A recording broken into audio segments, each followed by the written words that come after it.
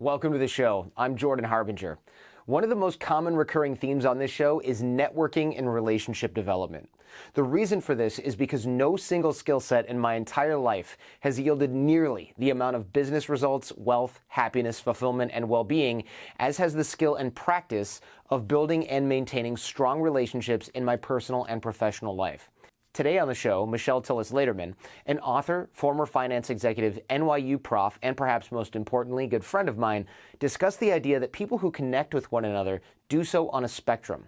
We'll find out where you are on that spectrum, as well as give you the tools to move upwards. We'll also explore the types of connectors and outline a few practical ways that you can learn to become one of the super connected, successful archetypes yourself. If you're an introvert, this episode will help you manage this without telling you to just put yourself out there. And if you're an extrovert, you'll find some tools to magnify the power of connection that you're probably already leveraging in your own life. Speaking of networking, check out our free networking course, 6-Minute Networking, over at jordanharbinger.com/course. We're teaching you how to create personal and business relationships and maintain them in 6 minutes a day. It's all free at jordanharbinger.com/course. All right, here's Michelle Lederman. Let's talk about the connectors advantage, or just connectors in general. How's that? Sounds good. What I liked about when we were doing the prep and everything is you really have like outlined different mindsets of a connector. Most people just go like, put yourself out there and network. And it's like, and scene, right? That's the whole show.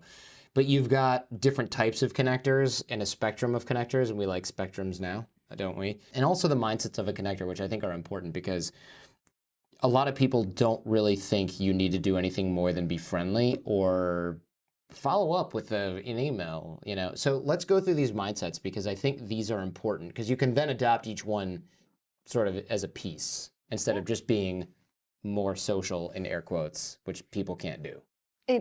And the one that is social and curious is not intended the way people generically think of it. Okay, well, what do we mean by that? When I say social, I don't mean social butterfly. I don't mean life of the party. Mm-hmm. I mean thinking about being curious. Okay. Right. That's why they go hand in hand. It's not being social. It's not being curious. It's being social and curious. So when I meet you, to ask questions, to learn about you, to find where that common interest and that common value, that common experience, that common something, which is where connection forms. Okay.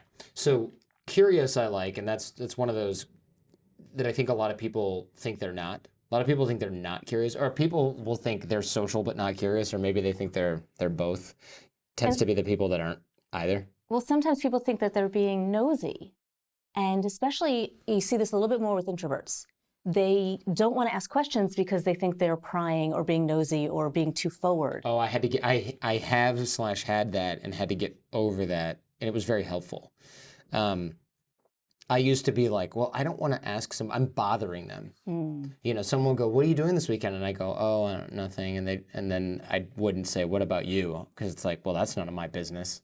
But most people love to share. Of course. And they love to talk about themselves. When you grow up shy, you're not necessarily thinking about that. And then, of course, it didn't help that as soon as I was starting to get over that really well in law school, I went to go work in the UK, and this partner was in the elevator of this stuck-up British law firm called Linklaters. Happy to name check them here. And the partner said, "What are you have big plans this weekend?" And I said, "Yeah, I'm going to go around London." And he's like, "Oh, that sounds splendid," or something like that. And I said, "What about you?" And he goes, "Oh, well, I have a fishing cabin. I'm going to go fishing." And I said, "Oh, that should be great. Have a great weekend." And then on Monday, another partner was like, "Did you ask Mr. Crawford about his weekend plans?" And I said, I think so, in the elevator after he asked about my weekend plans. And then they were like, that man has worked very hard to get where he is. Very hard. And I was like, got it. Don't show interest in anyone else. So I got a little scarred there. But I think there is a benefit to this in most cultures anyway, where, like you said, people love to share, but we tend to forget that because we revert to bashful, especially if we're introverted.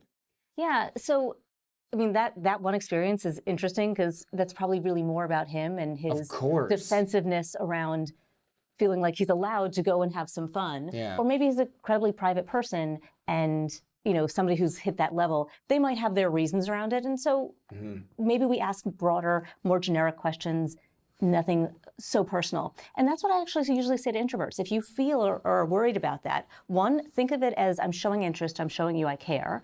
And two, don't go personal. And think about only asking questions around something that you would be willing to share as well. And if it would pass your smell test, it'll probably pass theirs. I'm at this point now, especially being an interviewer, where I will ask ridiculous stuff. And if people get offended, I'm like, that's your own problem. Like, I really don't care. And I'm not just talking about on the show. Of course I do that on the show. But I will ask somebody something and say things in everyday life. And it's... Okay, like what? I'm trying to think.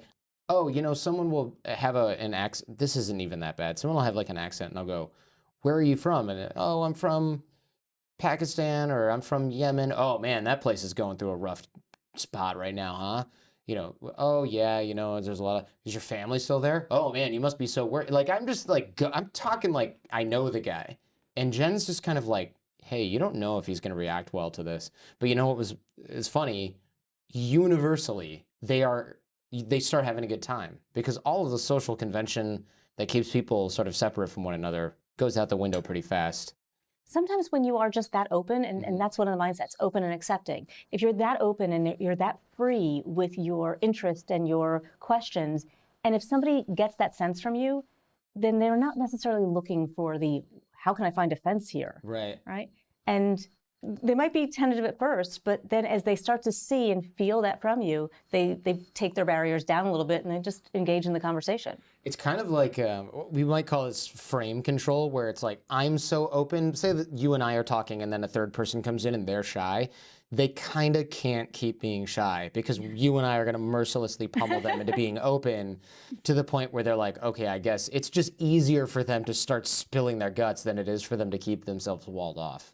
And that's something that is tougher to do as an individual, but you can definitely do it, I'm sure. Because you and I, when we talked on Skype, it was like instant friendship, because we're both very open and kind of like that. And I feel like you probably wouldn't let somebody off the hook so easily with being close. No. I mean, even if I see somebody lurking in a conversation, and this is what I say to people about being social, is if you see somebody who looks like they may want to be part of it, they might be eavesdropping, giving a little bit of a body signal, open up your body and invite them in with your eyes, and even, with your gestures to bring them into that conversation, because it's hard to break in, especially in one of those environments where somebody's already really animated and we're going, nobody's going to break into our conversation. Right, because they don't want to be rude, or they're like, crap, how do I jump in with this amount of energy that these two have, right? And then, because you want to match the energy of a conversation when you join generally, or have maybe more by a little. Or feel like there's something that you're adding or contributing. Right. One of the things I would tell people, and I actually do a demo of this, because they're like, well, how do you break in? And I say, well, if you're going to break in, you got to make sure that people start looking at you when you do it. Oh, yeah. So you can't be like, oh, did you just? No. Right. No light voices. It's, did I just hear you say? Coming like a wrecking ball. Yeah. And then they're all looking at you and just say, sorry for eavesdropping, but I couldn't help but ... Right. And then take the conversation from there, and now you're in. But you're playing off of the conversation they were having, as long as that conversation's not between just two people. Because it's hard to break into that private conversation, but if there's 3 or more, go for it. That's a good point. I mean, of course there are exceptions where one person is crying or it seems very serious, like then, you would respect that boundary. But you're right, I like that sort of rule of 2. There were 2 guys in the lobby of the hotel yesterday morning talking about some kind of cool sounding tech product and an investing thing. And I was like, I want to chime in. Then I was like, oh, this is clearly either a sales meeting, or this person is like an investor, and it's not something where they want to just chat with the guy next to them. Yeah. But you're right, 3 or more, especially for some reason, if they're standing, it's generally a little bit more of an open type of situation, because it's less formal, maybe, less of a focus on one another. And of course, context would matter. And environment does matter, right? So sometimes when you're standing, that does make it easier. But I've been in waiting rooms, right? So you're at some office building and you're all hanging out in the reception area and 2 people are having a conversation, but we're kind of in this space. And so I might jump in because I'm bored. Yeah, yeah. I'm like, I've got to wait. I need to kill time. I need to keep my energy up. I need to feel it. So I'll jump into whatever conversation is there. And I actually tell people who are on job interviews to do that. It will actually bring your nerves down. That's a great idea. Sort of warming up. I do that before shows too, and Jen sees this, where I'll chat with not just the waiter at breakfast, but it's like I'll chat with people in the elevator because I don't want to get set up and everything. And then I'm like, okay, I have to speak the first sentence I've spoken today. Oh man, you want your energy, you kind of want to peak at some point when the recording is happening, not in the middle. And that's like flipping a switch, and that's not bringing the real you. Right. So if we ever feel like we're flipping a switch, I tell people to try to flip that switch before you get to the environment you need to get to. Find that productive energy and, figure out where to get your mind in the right place for that interaction. So we have open and accepting, our social and curious, mindsets of a connector. And then you have a clear vision. A vision of what? What are we talking about here? So this is one that people question a lot because that's really about me, right? I'm a connector, but my vision is what I'm working on, what my goals are, what I'm trying to accomplish. Okay. And everyone's like, well, the connector really needs to be outwardly focused. Right. Help others before expecting anything in return. We got that mindset, and we'll get to it. Okay. But what I talk about in the connector's advantage is that the results are faster, easier, better. Don't mind the grammar. Faster, easier, better. Okay. And if you are thinking about why there is an advantage to being relationship-based in your interactions, in your business, in your life, then you need to actually know what you're working on so that you see those results for you as well as for them. You don't want to forget yourself in the mix of being a connector. So have a clear vision of what you're working on, what your goals are. My goal is make this a bestseller, right? So I'm very clear, this is what we're working on right now. And that clear vision means you know what you want and you know how to ask for it. And a lot of that chapter is focused on how do you ask for something, because it's really hard. A lot of people find that to be tricky. I, of course, think that some of the reason people think it's tricky is because they've neglected their network, they've neglected their relationships for 5 years, and then they're like, so I have this dog grooming ebook and I really want you to sell it to your email list, and I feel shame asking you because I've never done anything for you. And yes, I did get your 3 holiday cards, and yeah, I did see your email and your text, and no, I didn't reply because Netflix, but here's my book. And we talk about being long-term focused, and this is actually a follow-up to the likability book, and I know we've done a couple shows on that. This is really going from, well, networking is something that you do. A connector is someone that you are. Ah, interesting. Okay. And so this is embodying how I think about people, how I think about interactions, how I think about how I'm putting myself out there. And when you are a connector, you're always thinking with these mindsets. And even though I might not have done something for the person who has the e-grooming dog book, I might have done something for their neighbor or their best friend or none of them. But it's the chain reaction. When you present yourself to the world this way and you are giving and you are thinking from a place of abundance and you're conscientious and you trust and all the things that we're going to talk about, it is exponential in the response. And people want to give, even if it's not, and it's not linear, and it shouldn't be linear. It shouldn't be quid pro quo or whatever that Latin phrase is. That's what it is. Yeah. I actually originally had a concept of the law of reciprocity, and it really bothered me, and I couldn't figure out why. Because reciprocity is that concept of I scratch your back, you scratch mine. It can be, but it also has to do with the idea that, man, Michelle was really nice. She's so technically minded. She fixed my printer. None of that would ever did not. None of that would ever happen in real life. But then it's like, I should make this introduction because that would really help her. It just basically engenders goodwill. It doesn't have to be quid pro quo. A lot of the time I feel like it's just a feeling of reciprocity versus, oh crap, now I've got to pay for dinner because they came all this way. It seems to be a little bit less conscious. Quid pro quo, neither of us can say it, is, all right, well, you had me on this program and now I have to go on yours, because if not, you've violated a contract that we kind of more or less explicitly have created. Yeah, and that's all the stuff I want to get rid of. It's yucky. It's yucky. When we think about asking for something, my first thing to everybody is, if you don't ask, the answer is no. If you ask, you immediately increase your odds. So I encourage people to ask. But there's a right way to ask and a wrong way to ask. Right, because I definitely have been asked for a lot of stuff where I go, I no longer want to talk to this person. Or, yuck, you're going on the blacklist.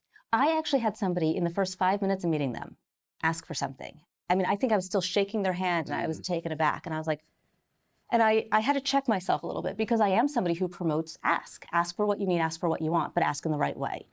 And she was bold, which I also admire and respect. And she asked for what she wanted. And I couldn't give her what she wanted right then and there because I didn't know who she was. But what I said was, well, why don't I get to know you first? Yeah. And I kept an open mind. All right? I kept the mindset of somebody who's relationship focused and relationship based and willing to give this person a chance. And what she wanted was an introduction to one of my clients. Oh, wow. And she asked for that within 5 minutes. Wow. Asking for a referral within the first few minutes is inappropriate at best. Now, this was a former client of hers that she lost touch with, a current client of mine, and she wanted to be reattached to them. Nothing wrong with that on its face. Nothing wrong with that on its face. It was just a little like, off-putting at the moment. And so at the end of our conversation of getting to know her, I said, so here's what I can do. I don't know you, I don't know your work, so I can't endorse that, but I can certainly reach out to the client and say, you've worked with them in the past and you wanted to reconnect and see if they're open. And she said, that would be wonderful. And that was something I was comfortable with. You know, I'm thinking about why that social convention seems inappropriate. And I think here's what I'm coming up with on the fly here. It devalues their relationship with you that doesn't exist yet because it's within the first few minutes. If they're just going, oh, you're the stone I need to get to this other thing that I want. It's really, it kind of says, here's how I'm going to use you and I have no other, I'm not really that interested in figuring out anything else that we can do together. I hear that. There's like a devaluation that happens there. So here's what's going to surprise you. I did that. Put them back in touch. The client was open to it. She got work from the client. She was happy. She credited me for it. I really didn't do anything. Sure. Years later, we still stayed in touch. We were in each other's networks. She never really asked me for more. I never asked her for anything, but we kind of were friendly. I put a note out to this group of women that I needed this exercise for some training program. Anybody have any ideas? She showed up with a stack of books to where I was that day, walking through them with me, trying to help me. That's amazing. And so rare that it's the exception that proves the rule, I think. And so what I learned, and that's part of what I put in here, is this might have been somebody who was a connector, who had that approach. And so she felt comfortable making asks because she knew she's also a giver, even if though it wasn't to me right away. It was years later. And I really admired and respected that she showed up for that. And so I trust, right, another mindset, I trust that people who are putting themselves in that mix might not be giving it to me, but they're giving it to someone. I still think I would have a hard time with somebody who came out right away with that. Don't get me wrong, I did, but I was really pleased to have it come full circle. The abundance mindset and things like that we can kind of get into later. Trust, I feel like, is almost... The abundance, the one you help craft. Yeah. Well, we can get down there in a minute. Maybe we'll highlight that later. Trust, it definitely makes sense. Having a spirit of generosity is essentially what? Giving, becoming a giver. What does this mean? Because I think a lot of people think they're generous, and maybe some of them are and some of them aren't. The spirit, these mindsets kind of play off of each other. That mindset of abundance that we'll highlight because you are so crucial to that section, that enables us to have a generous spirit when we come from that place of abundance. If we are very conscientious, it enables trust, right? Trust enables the generous spirit, right? So I just said I trusted that people who are doing it, and so I was able to still give even though I was, right? Yeah. So these things are really intertwined. It's non-linear, and different mindsets will help support us at different times. A generous spirit is not just about giving. It is absolutely about give because you can, give because you want to, give without expectation of all that stuff we've been talking about. And I believe that, and I'm not minimizing it at all. But I think it's also about being generous with yourself. It's about setting boundaries. If you are going to be able to be conscientious, you need to know what you want to say yes to and know what you want to say no to. Oh, God, that's been such a challenge for me. I've spent the last 11, well, now 12 years saying yes to way too much stuff. And then the past 1 year, so the 12th year, I finally said, I'm just going to not do a lot of this. And now that we're entering our 13th year of doing the show, I made an annual plan, which I'm really trying hard to stick to, and I'm not doing stuff that's not on there, with very few exceptions. Like if a friend says, look, I'm having a birthday weekend, okay, maybe I'll put it in the plan. But the whole thing was designed so that in the moment I don't go, sure, oh crap, what did I get myself into? Which is like the story of my life. Okay, so my head is going to so many places right now. My annual plan is on a sticky note. And It's not a very comprehensive plan. It is though, because what it does is it enables you to have that spirit of generosity and enables you to be conscientious at the same time. Because if you have your list of here's the things that I'm working on, it used to be 5 or 6 things on a list. Now I'm only allowed to have 3. Okay. And so one of the things this year was the book. And one of them might have been to create some leverage in my business. I don't remember. It's in my drawer. It's a sticky note. I need an annual plan on a sticky note that just says no. That's the other story I'm going to tell you in a second. And the third thing was something around my kids and my family. And so if it doesn't meet one of those 3 things, something around them, you know, love those the kids that I have, you know, yada yada, love know. my kids and family. It was very easy for me to say, well, does it fit? No. And so not getting sidetracked, not getting off on tangents, that's a way for you to have a clear vision, right? And to be conscientious about what you say yes to and what you say no to, because a connector follows through. If they say they're going to do it, they're going to do it. Yeah. And you trust that. And they then usually, as you just said, stretch themselves too thin. So speaking of that little sticky note with the word no, my husband wrote that on a sticky note, stuck it on my monitor of my computer. It lasted there for probably a year until it fell off. And it was the first time I felt I had permission to say no. And so sometimes that's a generous spirit as well, as being generous with yourself around when you say no to something, it's saying yes to something else. Even if that yes is sitting on your couch and binge watching your favorite show. I think that's a really important point. I think we should highlight this a little bit because I routinely in my inbox, I get a lot of email, especially from women actually, because I think women are raised maybe in America to be like more giving to other people and subvert their own needs. I know my mom certainly was like that. I've definitely done my share of that. In my old company, it was always like Jordan takes the last leftovers kind of thing. And I was fine with that. It's kind of a leaders eat last kind of situation. On the other hand, when I started dating Jen, she was kind of like, hey, you realize that you're kind of doing everything and everyone's just like, oh, Jordan will do that. Oh, we don't have to do the hard stuff. Jordan will do it. And then you get resented for that kind of stuff over time because people will come to expect it. And then the second you set boundaries, and I think people who haven't set boundaries know this intuitively or instinctively, if we don't respect ourselves, if we don't say no, if we don't be generous with ourselves for a long enough time, it actually seems in our head to get harder because the consequences start to become real. If you set a boundary the first day, the first week you walk into work, look, I'm not going to do 7 people's job. They go, oh, well, you're not the person we're going to push around. But if you've been doing it for 7 years and then one day you go, I've had enough of this crap.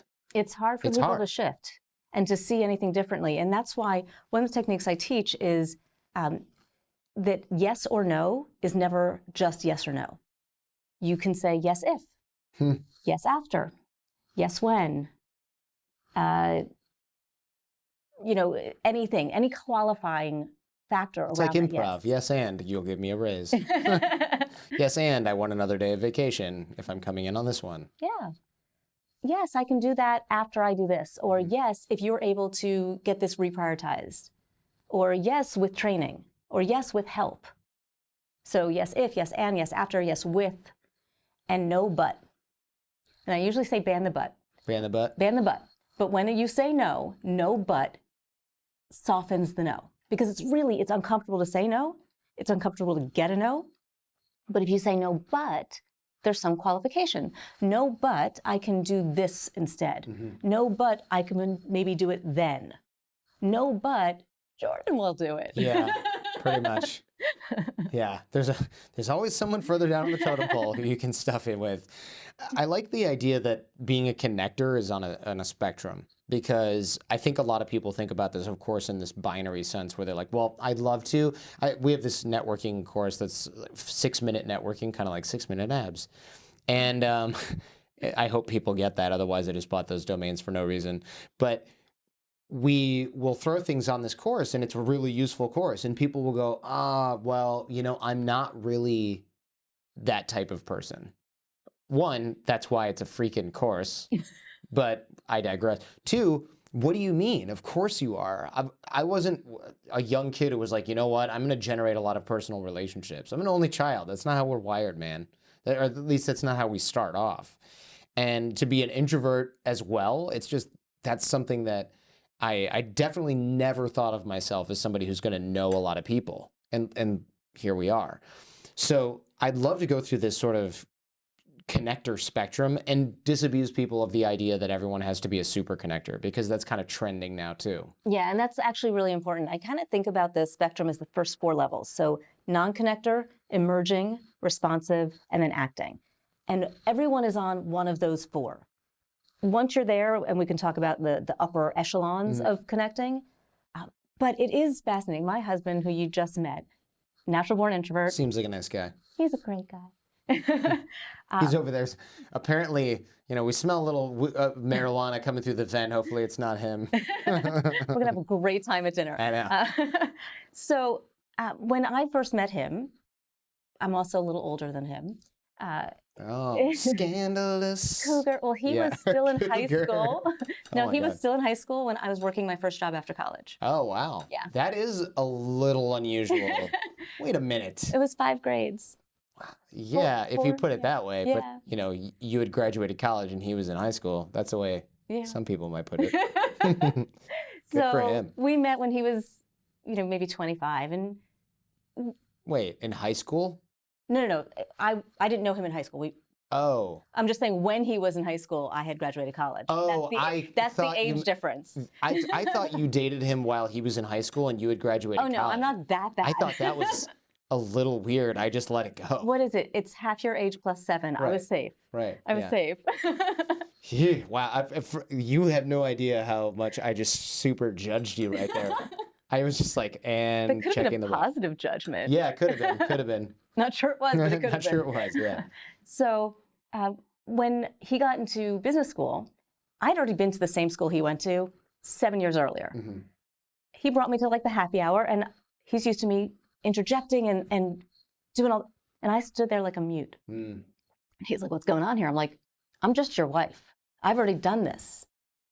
These are your friends. You introduced me. Oh. And he started to realize that there was something he had to do. And a lot of times people rely on all the resources they have around them to avoid. If it's not their comfortable place, they avoid it. But the truth is, everybody has, it's all emerging. It's very few people that I think are truly non-connectors. Yeah, non is like, I'm imagining somebody who sits at home and doesn't leave the house and Yeah, I think it's hates somebody friends. who is very antisocial, Yeah. distrusting, right? So very protective of themselves and their things. They don't see the value in these relationships, very socially isolated. And they don't, you know, not only do they not like people, they don't think that they need people. Mm-hmm. Really, there's not that many people out there that I think really fall into that question. Yeah, I don't even think many of those people would listen to a program like this because half of the content would be not applicable. But I think a lot of people listening are probably emerging connectors. An emerging connector is somebody who has some of the mindsets. They see the value. They might not see their value. They might not know how to offer their value. They might be, you know, just kind of testing some of the waters and trying some things out. And that's kind of where my husband started, where he wasn't initiating conversations. He wasn't putting himself out there. You would never think he was antisocial. He would be there. He just wouldn't be talking. He'd just be. It's furniture. Yeah, it was just part of the scenery. And then as he went through business school, you could start to see him becoming more of a responsive connector. So a responsive connector is somebody who will respond to requests. They're really happy to help and they're really happy to do things and they want to, but they don't think of it themselves. It doesn't come to the front of mind. It's not the way their mind thinks. Oh, if somebody asks me for something, sure, I'll do it. And when he was graduating business school, building his network, I said, well, he's like, well, I'm doing this and this person's connecting me here. I'm like, well, what have you done for your network? And he's like, well, nothing, but I would do anything they'd ask. Right, okay. Right, so that's a responsive connector. They're A waiting lot of to be people are asked. in there where they're like, oh, I would totally do that, but they're not being proactive in any way. They're not saying, well, Gotcha. what do you need? Or who would you like to meet? Or how can I help you? They're not asking the questions to try to figure out how they might be able to support somebody. Right, they're not eliciting needs in any way and supplying that. But Yeah. they would never turn anyone down if they had the ability to do If they have the ability to help, they're likely to be very responsive to that. So they're not being curious, but they might be being a little bit more social. So they're in that responsive place. Okay. And then we get to the acting connector. So an acting connector is doing it. And that might be as high as anybody needs to be. They are responding, they are initiating, they're being social and curious, they're asking for what they need, they're adding value. Things are happening, right? Exponential things are happening, whether it's for you or for the people around you, things happen.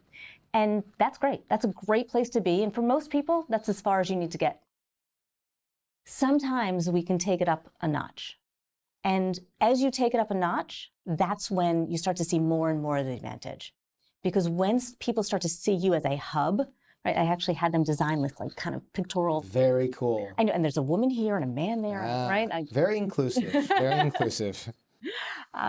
It starts to be that you're a hub, and so that you then have more opportunity to help others, and you have more access to receive and to connect and to create.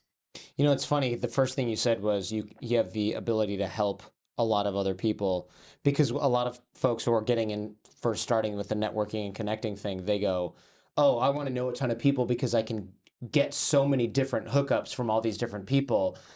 And the first thing you said was you'll be able to help so many different people, which is a really good sign. Because I think a lot of folks don't realize that and I have not done the math, maybe you have for the book, the ratio of me helping other people to me getting something in return is minimum 10 to 1. It's probably realistically like 25 to 1. Help 25 people, one person comes back with something useful or not. And then like really good opportunities, it's more like 50 or 100 to 1, where you'll help 100 people and then people will come back with stuff and it's like, great, thanks. Not super useful. I appreciate the sentiment. But then 1% of the time, it's like, oh my gosh, never would have got this opportunity. Fell out of the sky. Can't believe this is happening. So grateful that I helped all these other folks, because I never would have found this gem. Because it came back to you. And the reason you don't know what the ratio is because you are a connector. Because you're not thinking about it in terms of numbers. I had never even thought about what the ratio is. I get a lot out of giving. And a connector gets a lot out of it. It's not so altruistic. It feels good to be valuable. It feels good to help somebody. You know, I have a keynote where I say how to get what you want. And we talk about why people do things. People aren't doing things for altruism most of the time. They're doing things, yes, because they feel good helping other people. Sure. But there is still something in it for them, that feeling. So I'm with you. Right, you're out there giving, and when you can give more, right? So now we're moving up to the higher echelon of the spectrum. So we have niche connectors, also sometimes called regional, super connectors, and global super connectors. So niche/regional, you say niche/regional because it doesn't matter if I know a bunch of people in California, I might know a ton of podcasters, and that's the niche, right, as opposed to the geographic area. Exactly. Okay. So the niche could be geographic. My sister is a niche connector galore. She is in an industry in New Jersey, and everybody in that industry in New Jersey knows my sister. Now she's starting to become a super connector because she's now working with a firm that's national. So now people in California, Of course. and Okay. and other states also now know of my sister. But for many years, she was perfectly where she should be as a niche connector within that industry. So you could be a niche within a certain job function, right? So podcasters. You could be a niche in like in all HR people, geographic. It doesn't really matter what that niche is. It's just that, oh, if you want to know somebody in there, This is the person. this is the person you need to know. Now, that's great, and you can be really valuable within that circle. But when we need something, it's not always within the area that we work in. And so when you become a super connector, it's really about the breadth and depth. So how broad, how different, right? And how deep. Now I've got friends all over. I've got friends all up and down the hierarchy of an organization. I've got friends with different demographic, geographic, educational, you name the difference, and I know people. And so sometimes I don't know who knows what, but I can still go out and say, hey, I'm looking for somebody who knows this. And you'll be surprised at who might come back. And super connector is somebody who encompasses a bunch of different niches then, sort of a wider circle. I don't even think they have to niche, right? So you might be a niche and a super connector, but a super connector, it's not like you know everybody in a certain field. It's just you know everybody. Like I'm working with a publisher right now, and they keep trying to introduce me to people, and I would say of the dozen people they introduced me to, there hasn't been a single one I didn't already know. And it's become a joke at this point. They're like, I'm going to find somebody you don't know yet. Yeah. And I'm like, oh yeah, I know her.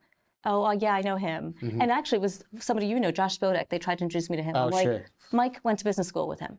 Oh, like, you know, interesting. I know him. Yeah. You know, they introduced me to somebody. I'm like, she just joined my chapter of the NSA. I'm like, I know her. Yeah. So, and they're out on the West Coast and in Canada, and they're introducing me to people all over that I already know. That's the idea of a super connector. That you're, you know, either know them or you know somebody who knows them. Sure. 1 or 2 degrees. 1 or 2 degrees. On LinkedIn. Yeah.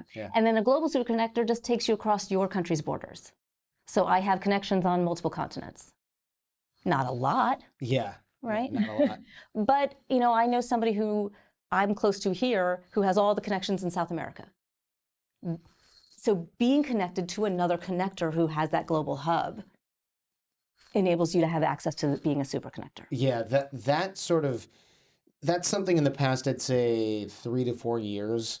I think I crossed into that a little bit, dipped my toes in that water. And what's interesting is it's not this sort of linear growth. It's really an exponential curve where now I'm kind of like, the opportunities, the amount of stuff that comes my way is just, I used to be bored, right? And now I'm like saying no to all kinds of incredible stuff because I have to prioritize.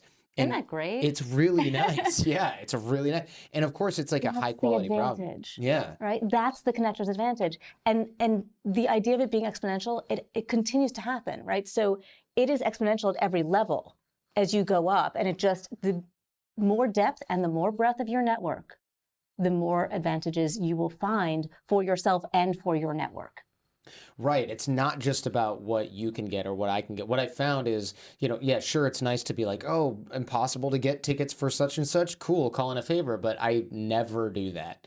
What I find more likely is someone goes, look, Jordan, I know this isn't your thing, but I really need to meet somebody who knows how to book a theater on Broadway. And and I'm like, hold on, I know the person who can totally do that. Let me call Wendy. And then suddenly it's like, this is the guy who books all this Broadway theaters. That's the fun thing. For me, it's like a puzzle. Yeah. I love kind of figuring out like, who would go with here? And you just start moving around the puzzle pieces. And it's, I always say my synapses start going as soon as I talk to somebody like, what do they need? How can I help? I know. It is fun because you find somebody will go, I can't believe you got my kid a job in the niche that they like. We've been trying forever. We've sent in resume, and you because it looks like you just made a quick phone call and like suddenly they got a job offer, and kind of that is what happened. But I never thought I would ever be that person. Like my dad's an auto worker, my mom's a public school teacher from Detroit. Like I'm not the kind of guy who makes a quick call and gets anything done,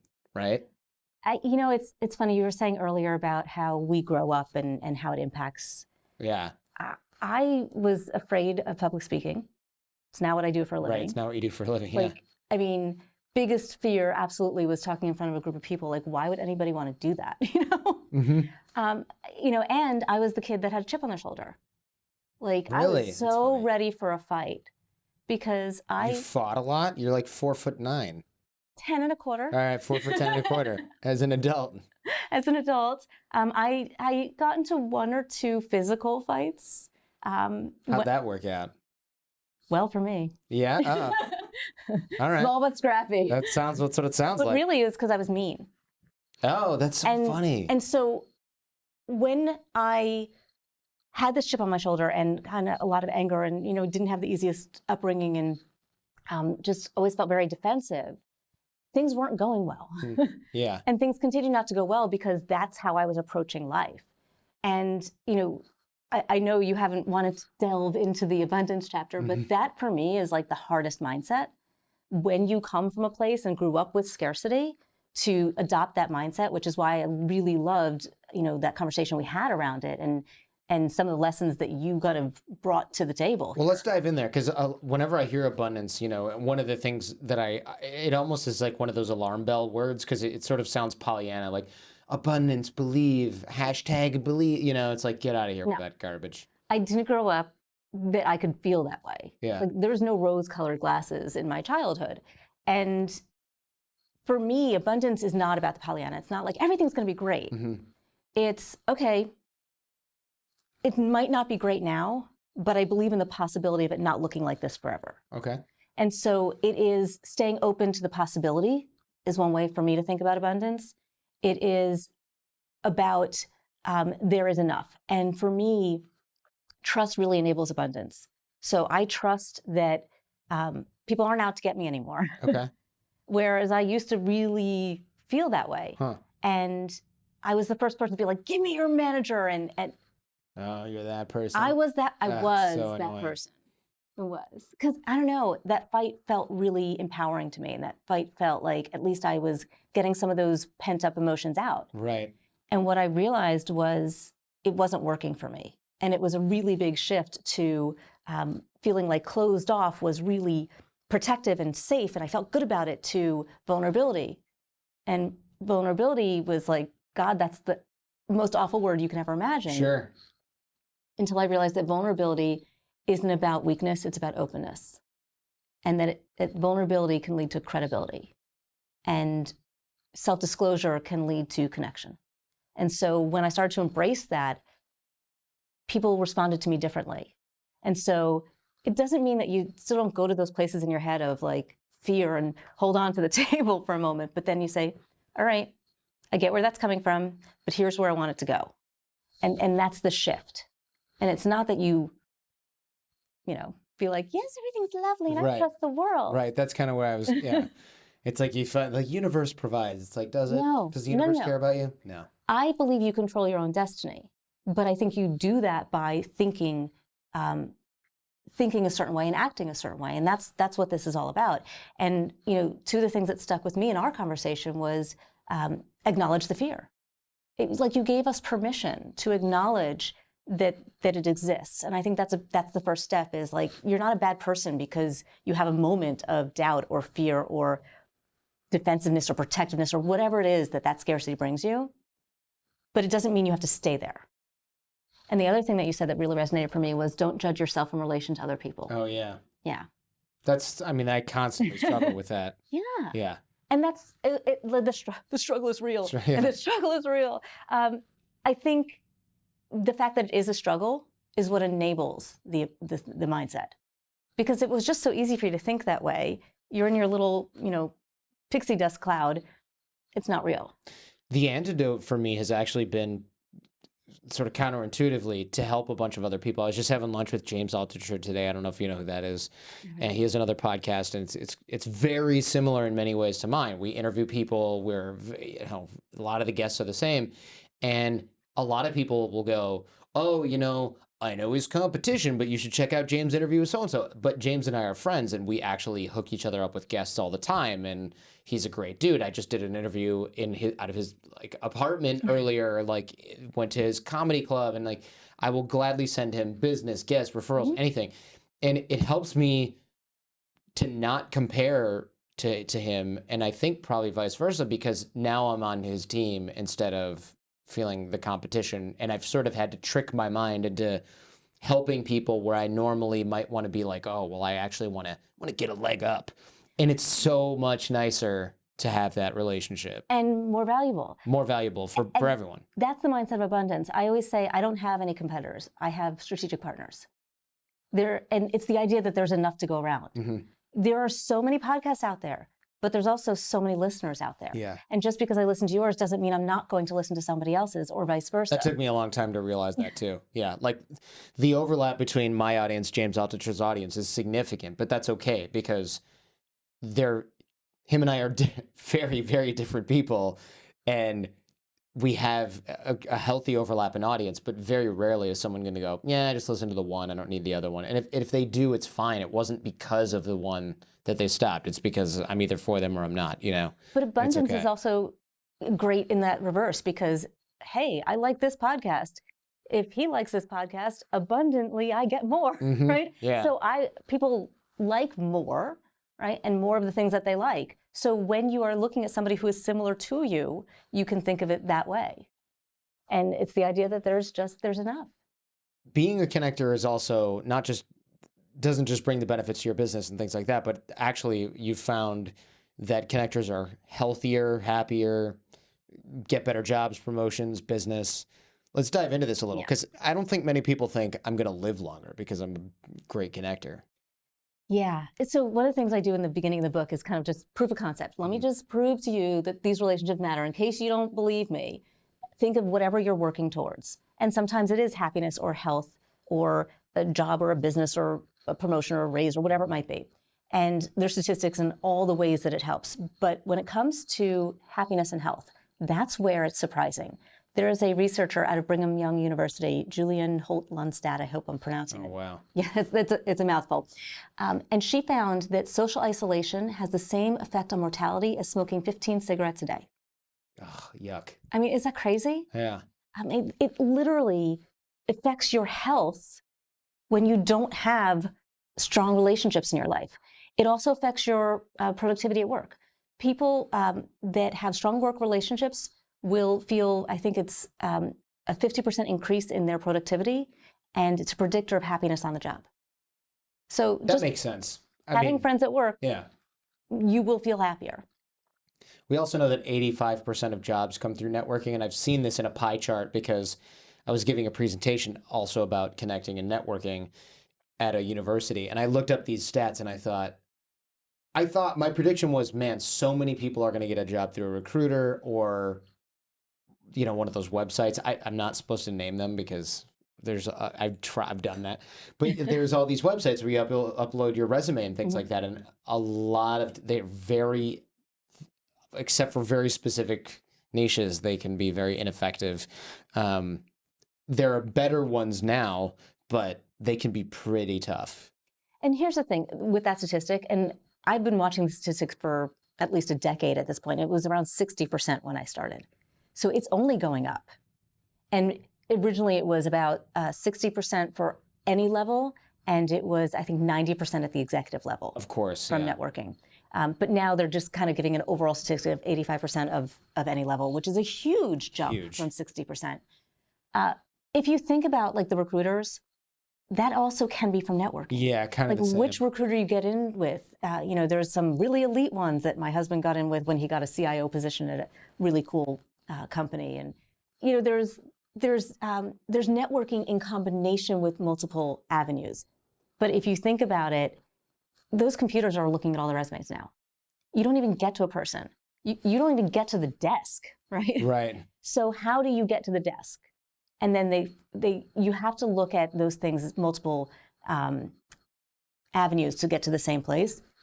So who you know, who can mention your name, who can connect you to that right recruiter liking you enough to pitch you and speak well of you, it is the relationship, even if it's through a recruiter. I want to wrap with it practical, and this will go on the worksheet. We do worksheets for every episode, so this will be in there. So if you're driving or if you're at the gym, you don't have to write this down. You can go to the show notes and get the worksheet for the episode. But this is a mindset mission, investing time in people, and it sounds a little bit like something that would be in our 6-minute networking thing, so I may steal it and put it in there and give you credit for it. But in the meantime, I'd love it if you take us through this, because I think a lot of people go, yeah, I got to do that networking connection stuff, and they just kind of never do. Or this goes on the shelf with get in shape, get married, have kids, start family, whatever. Well, one of the things I try to do in the book and in each of the mindset chapters is have some way for them to take it from the theoretical into their lives. And, you know, that's the mindset mission is how can I make this happen? So a lot of times the excuse for not connecting and not following up and not building relationships and focusing on it is I don't have the time. And I've got too many things going on, and I get it. I do too. So when we think about how do we invest time and how can we be efficient with that time, there's different ideas that I put forth in there. And I don't remember all of them off the top of my head, so I'll throw a few out and you can tell me which ones Sure. are your favorites as well. One of the things that I love the most is a tip from one of our experts in the book, Dory Clark. And she has what I call Dory dinners, where she will, hey, I can't have dinner with 20 people that are always asking me, I don't eat out 20 days in a row. Sure. But instead, I'm going to invite all 20 of those people to a restaurant on the same night. Now, not only do I get to catch up with everybody in that 1 hour, 2 hour period of time, they all get to connect with each other. And I'm the hub. She's the super connector in the middle of all that, making that happen. I've gone to a couple of Dory dinners, and I have made some great friends and some people who were on the other end of the table who I didn't even get to talk to. I followed up with after and said, hey, I didn't get to talk to you at Dory's dinner, and ended up having great conversations and connections and things happening from there. So one of the things is thinking about, how do I use my time efficiently? Think about the things that you already do. Are you working out? Are you walking a dog? Are you dropping your kids off at the playground, having to stand on the, can you do it with somebody else? I used to meet up with my mentor, who's a CEO of a company, and I would dress up and I'd be all ready for this, and he'd be like, hey, you want to take a walk? And so he liked to walk. And Not in these shoes. Yeah. Well, then I started to learn, and I dressed for my walks, and we would go, before the High Line in New York City was built, we tried to break in. Police stopped us, but it was really fun. And You're going to walk on some subway tracks. we walked all around the city, and we would just catch up by walking, and he got his afternoon walk, and we got to catch up, and it was an efficient use of time. So thinking about the things that you do and who you can include in those things so that you can kind of make sure you're investing your time well. I love the idea of taking an activity you're already doing and meeting up with someone. There's a lot of people that play sports together or go to the gym, but you don't necessarily think that you can turn that into some kind of meeting, which is actually, it could ruin the experience, but it could also, you just have to curate well, right? Yeah, and you have to think about what are those things that feel right. So I go to a gym, and there's a lot of people who could be business contacts at my gym. And I'm always in the class. And in the class, you get paired up with things. And so I might be like, okay, well, I'm going to go stand in that group today. And, so you're going around the stations or whatever they call them. Circuit training. Circuit, thank you. I can tell you're a real athlete. Yeah, you're really into it. 3 days a week. And I'll be flipping tires with somebody over there, and you can have a few words. But what I do instead is, okay, I'm going to be sweaty, but right afterward, we'll go get something to eat because I need to eat. I'll be starving after the gym, and they're already sweaty too. So I just extend that time a half hour, and I get it all in. Yeah, I know a couple of people that will actually set up lots of different activities with people that they're already going to do. Because you're right, you can't do, one of the things that people hate about doing something like 6-minute networking, which we used to call level 1, they'll go, I don't want to get responses from people and then have to go out to like 20 different coffees in a month. And the answer is, yeah, neither do I. You should not do that. Yeah. If you are commuting the same direction to work, offer to swing by and get somebody. And they're like, oh my gosh, carpool, right? Or go work out during your lunch hour together, or set up some sort of activity that you have together. Because there are so many experiences like this, or the Dory dinner type situation. Yeah. And there are amazing ways to make yourself a hub for this. In fact, some people get really daring with it. I'm out in Silicon Valley, so you'll see people who are like, axe throwing. Who's going to Burning Man? Oh. Yeah, axe throwing. There is a lot of that. Or people will be like, hey, I don't know if you're into this, but and they'll float out some sort of little alt idea. And the people who are sort of kind of into that same thing will slyly raise their hand, and you'll end up like, oh, we're all here to learn about psychedelics, and it's kind of like, you bond over something that's of mutual interest, but it actually creates some other really good connection that ends up being really great for everybody, either from business or professional, personal standpoint. I hired somebody from the dog park. Really? Really. Wow. I was at the dog park, and you're standing there and your dogs are playing, and you can be on your phone or you can chat with somebody who clearly has a common interest as you. And I met somebody, it turns out she was in my field. She was looking to expand what she needs. I needed more trainers. She's now on my team. Perfect. Yeah, I think there's a lot of what I would call Instagram time that's being wasted on Instagram. Yeah.